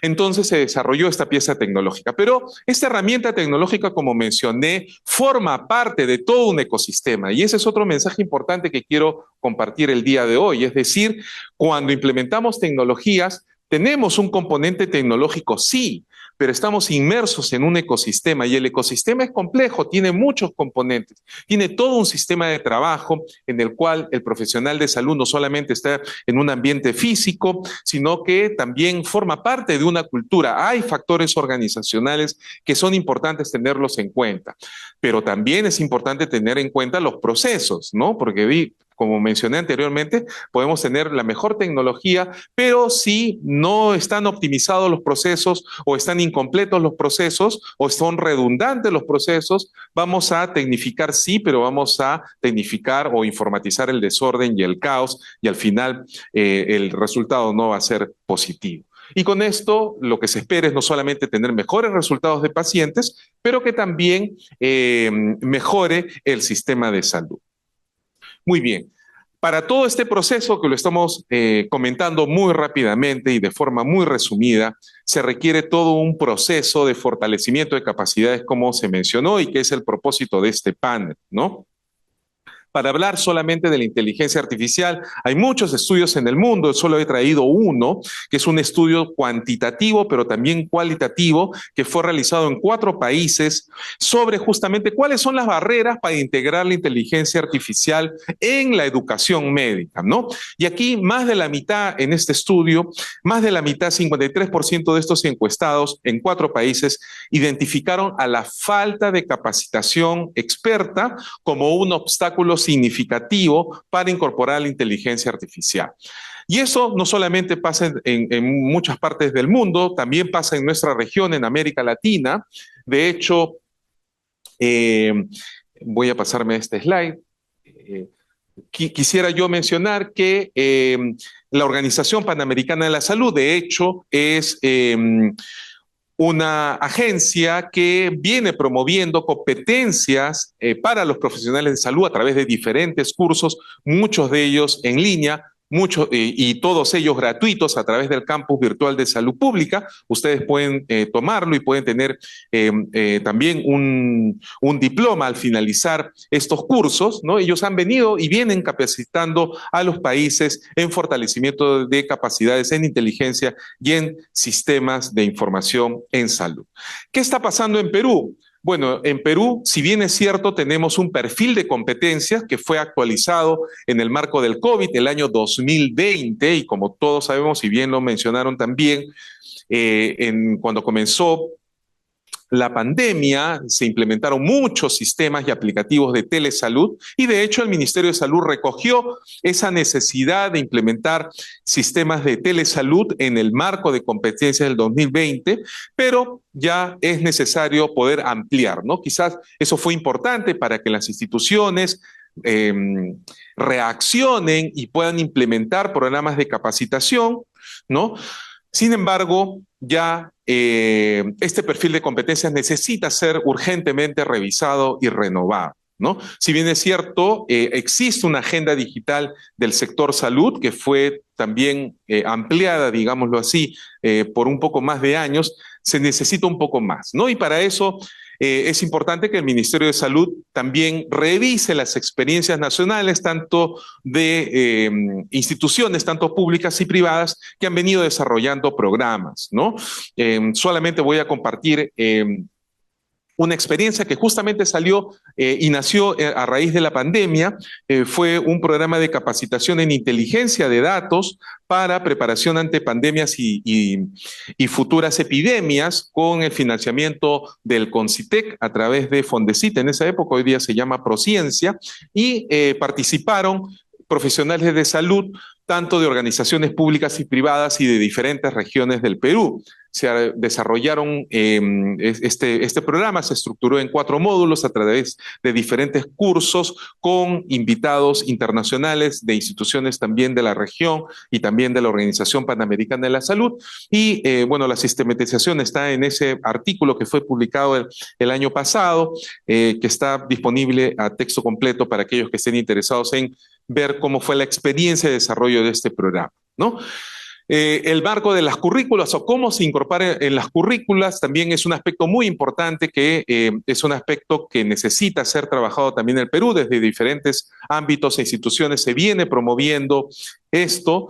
Hay marcos referenciales, como bien se mencionó, también internacionales y de la región en cómo incorporar estas competencias en los programas de pregrado y posgrado. Acá quisiera compartir una experiencia también reciente que tuvimos en Arequipa. Organizamos desde la Universidad Continental un foro estratégico para la integración ética de la inteligencia artificial en la formación en medicina. Lo interesante es que no solamente participaron profesionales de la salud de la universidad, sino que se invitó y participaron decanos y profesionales de diferentes universidades que implementan programas de medicina. Participaron decanos de medicina, tanto de instituciones de universidades públicas como también de universidades privadas, ¿no? Se organizaron en diferentes mesas de trabajo, lo estructuramos en 4 mesas de trabajo, una mesa que abordó los aspectos éticos y el humanismo médico, que es un tema fundamental, no perderlo y más bien fortalecerlo. El segundo, que tenía que ver específicamente con los cambios en la currícula y la alfabetización en inteligencia artificial. La tercera mesa, que tenía que ver con recursos, con políticas y con la necesidad de colaborar interinstitucionalmente, que es un tema importantísimo, porque obviamente no todos los expertos están en una universidad. y es importante esa colaboración interinstitucional para que justamente podamos armar o trabajar en un programa más sólido. Y el cuarto, pero no menos importante, que tiene que ver con la protección de datos, la privacidad y el uso responsable de la inteligencia artificial. Como parte de este taller o de este encuentro, se publicó un manifiesto que denominamos Manifiesto de Arequipa 2025 sobre el uso ético de la inteligencia artificial en la formación de medicina, ¿no?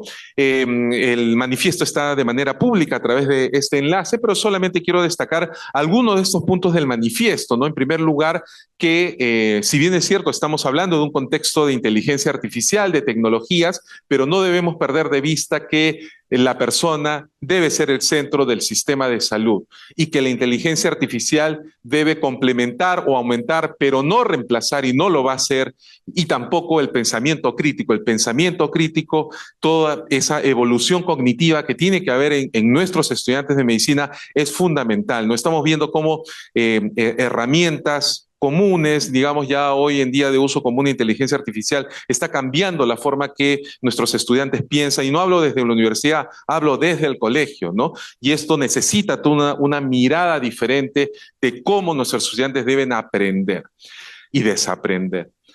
El segundo, la promoción de la formación ética en estudiantes, docentes y personal de salud. No basta incorporar a la inteligencia como una herramienta meramente técnica, sino formar a nuestros futuros médicos y profesionales de salud en el manejo ético de la información del paciente utilizando diferentes herramientas. La protección de datos personales, la privacidad, la confidencialidad y la seguridad de los datos son aspectos críticos que también debemos considerarlos, y obviamente fortalecer la educación, la capacitación y el desarrollo continuo de los profesionales de salud a través de una hoja de ruta de formación, de competencias, de supervisión y de evaluación, porque estas herramientas no solamente aparecen, sino vienen apareciendo nuevas día a día, y es importante estar también atentos a estos desarrollos. Y por último punto, pero que consideramos que fue un aspecto muy importante y se discutió mucho en el evento, fue la necesidad de establecer alianzas regionales, nacionales e internacionales. De hecho, este evento forma parte de una alianza regional, justamente hablando y discutiendo buenas prácticas entre países de la región, ¿no? Eso también debemos hacer específicamente cuando hablamos de competencias y de formación de profesionales de salud, ¿no? Así que espero que estos conversatorios, estas alianzas prosigan, y que justamente se desarrollen programas colaborativos en los cuales podamos colaborar y así poder fortalecer las competencias de nuestros médicos y profesionales de salud. Y con este slide me despido. Espero que hayamos podido contribuir a aspectos diferentes en esta mesa, y les agradezco mucho su atención. Gracias. Bueno, muchas gracias a todos nuestros ponentes. Realmente ha sido maravilloso este viaje que hemos tenido sobre el tema de competencias digitales. No quiero dejar de mencionar el perfil de nuestro invitado. Por horas del tiempo llegó al final. Es el doctor Walter Curioso, quien es también PhD en bioinformática y tiene un arsenal de publicaciones. Muchas gracias por estar aquí. Yo quiero recalcar que toda esta charla, básicamente tenemos mensajes centrales y transversales, ¿no? Un punto importante, pues, por ejemplo, es que tenemos que tener un enfoque sistémico, que las herramientas digitales, de alguna manera, lo que hacen es también obligarnos a la transformación organizacional. No es copiar lo que tenemos en este momento organizacionalmente para llevarlo a lo digital, sino es ver cómo podemos ser más eficientes. Otro punto importante que también lo han rescatado todos nuestros ponentes es también la necesidad de que las competencias, la capacitación sea continua y sea de alguna manera adaptativa. No necesariamente todos nosotros hemos empezado la universidad con alguna competencia digital, sino que la hemos ido adquiriendo con el tiempo, y es así como debe de realizarse. El tercer punto sería en relación al tema de la inclusión. cómo poder hacer que la inclusión sea parte de esta transformación digital. Hemos escuchado por diferentes aristas que esta inequidad puede ser tanto generacional, socioeconómica, geográfica, y el reto sería cómo integrarnos todos. Y el cuarto punto, creo que es el más importante porque como habíamos estado hablando anteriormente, todos queremos poner al centro al paciente, ¿no? Cómo incluir también en esta discusión al paciente. Entonces ahí una de las preguntas que de repente podríamos recoger es este punto en relación a las herramientas digitales. En algún momento nosotros también estamos en ese proceso de incluir equipamiento a los establecimientos de salud para poder hacer todo este tema de telemedicina. Sin embargo, si seguimos con la misma lógica de medir al profesional de repente por las atenciones solo presenciales, no necesariamente estamos incentivando ello. Entonces, esa construcción, por ejemplo, de modelo híbrido, que debería ser también un enfoque adaptativo, incluso hemos hablado de enfermedades crónicas, y cómo esto, por ejemplo, podría estar desde las guías de práctica, de repente la primera consulta es presencial, y de repente en estos pacientes que no son complejos, se dan pues justamente las consultas por telemedicina. Y de repente, si es que hay algún tema de repente de complicación, pues puede regresar al modelo presencial. Porque como hemos oído de la doctora Sedano, pues hay una necesidad flagrante, ¿no? El paciente necesita oportunidad de atención. Entonces, con esa pregunta, con ese enfoque, quisiera escuchar a cada uno de ustedes.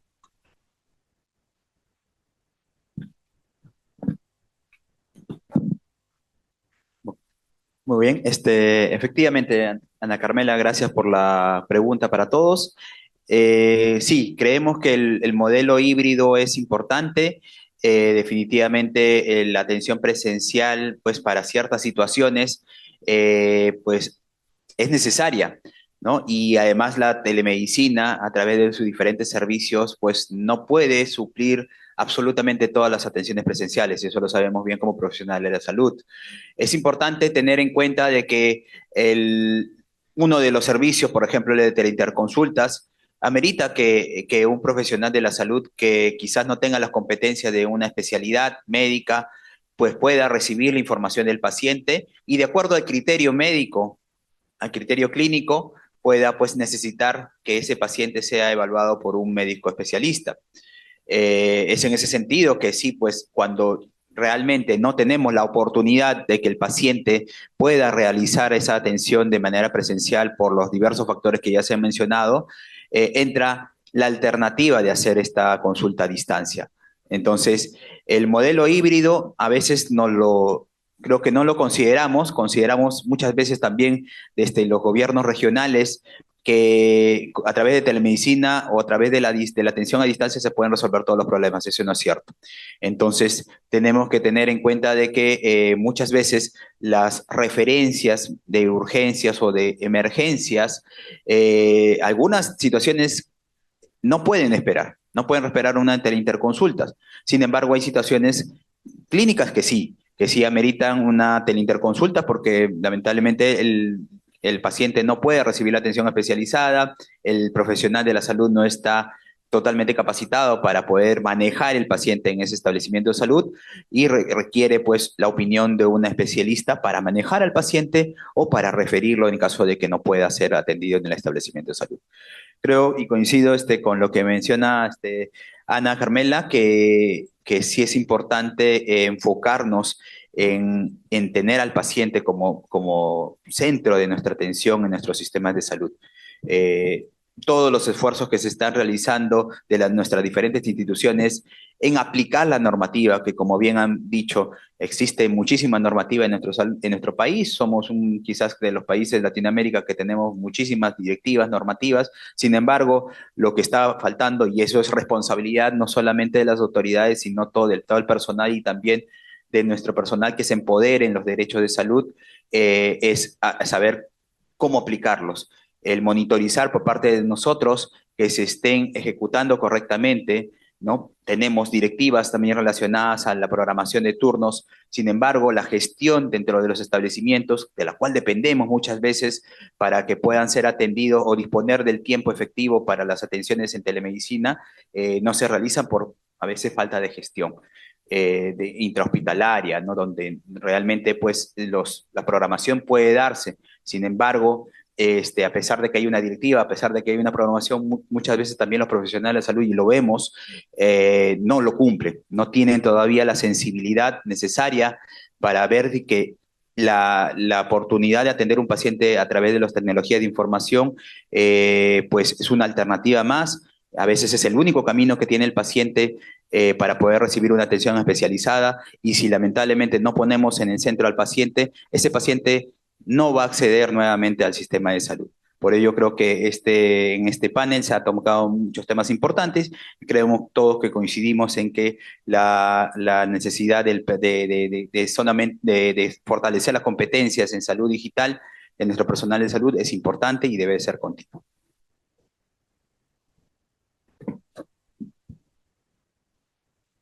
Adelante. Yo te doy.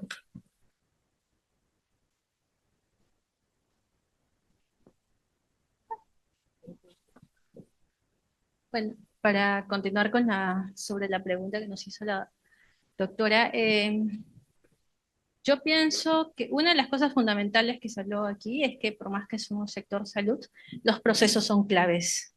Si queremos mejorar, si queremos innovar, si queremos ver dónde más podemos contribuir a favor del paciente, pero en el fondo también para el favor del médico, porque el médico cada vez lo miden a él con muchos parámetros y ciertamente no puede dar la calidad de atención que debería y quisiera dar, simplemente porque pues tiene que atender la mayor cantidad de pacientes, ¿no? Entonces, creo que no debemos de dejar de lado eso, los procesos son clave, mejorarlos también es importantísimo, pero adicionalmente,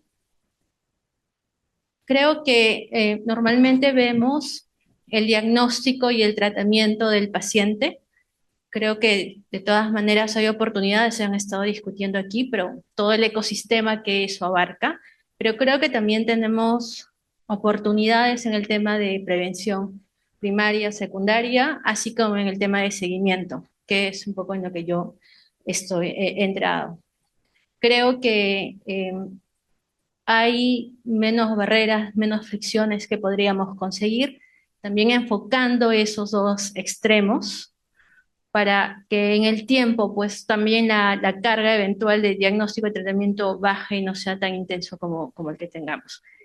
Y cuando hablamos de test de salud, lo que a veces, desde mi experiencia en los sitios donde yo he estado, básicamente se centra en la atención del médico o un especialista de salud a responderle a un paciente. Pero además de ese modelo, podemos hacer otras cosas más.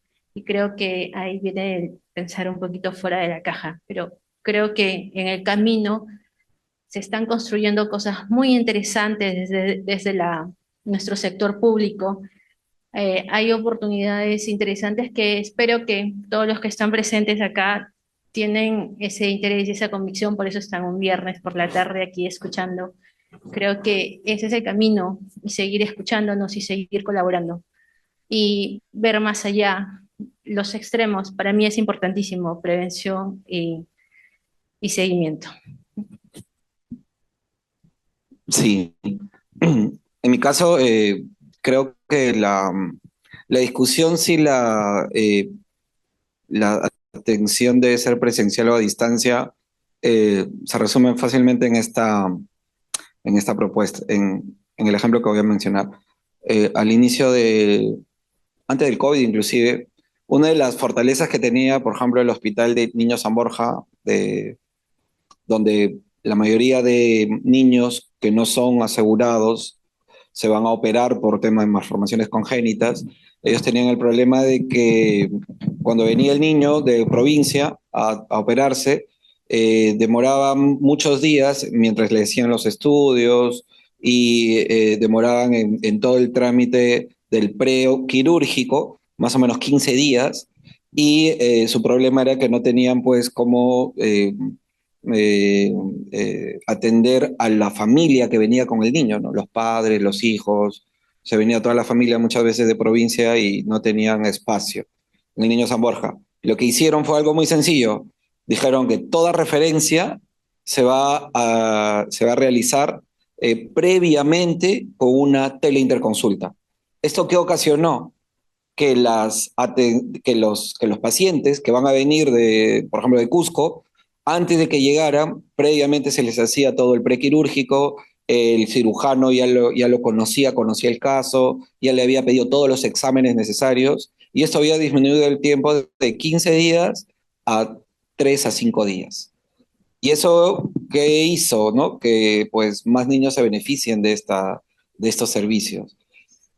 Algo así aplicamos hace un par de años en un estudio que hicimos donde analizamos todas las atenciones producidas en el GIS durante el 2022 y 2023. Más de 30 millones de atenciones que se dieron en los establecimientos del Ministerio de Salud para evaluar algo muy sencillo. Evaluamos qué probabilidad tienen de continuidad de atención pacientes con diagnóstico de cronicidad, pacientes crónicos que se han atendido en consulta externa, para saber qué tan probable es que tengan más de 4 consultas al año, que es la condición de continuidad de atención que nosotros damos. Y lo que observamos es que los pacientes que se atendían por telemedicina y por atención presencial tenían un 60% más de posibilidad de tener 4 o más consultas al año respecto a los pacientes que se atendían solo de forma presencial o solo por telemedicina. ¿Esto qué nos dice? Lo que nos dice es que la atención combinada, ¿no?, de presencial y por telemedicina mejora la probabilidad de tener mayor cuidado. Y eso es cierto, pues, o sea, no vamos a ser tan básicos de decir a un paciente que solo se va a atender por telemedicina o solo de forma presencial. De hecho, en el 2019 ya en el Congreso de Telesalud en Chile, cuando asistimos, la discusión era otra entre los chilenos y los mexicanos. Los chilenos sostenían que la atención asíncrona, telemedicina asíncrona, era mejor que la sincrónica, y los mexicanos decían lo contrario, que la telemedicina sincrónica era mejor que la sincrónica.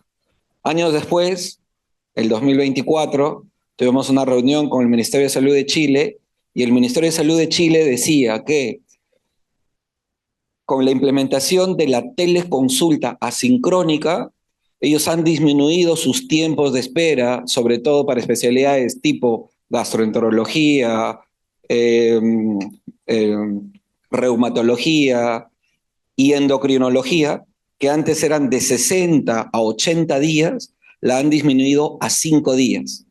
¿Cómo han hecho con la telemedicina sincrónica?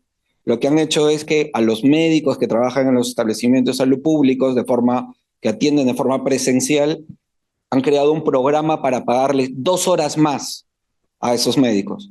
2 horas más, ¿qué hacen esos médicos? Ya no atienden presencialmente al paciente, sino atienden la teleconsulta asincrónica. Mediante un sistema, reciben el caso, evalúan y hacen la respuesta, ¿no? Y si se necesita mayores exámenes, etcétera, le hacen la solicitud para que el médico del otro lado le pida al paciente lo que necesita. Esa metodología ha hecho que reduzca de 60 a 80 días a 5 días.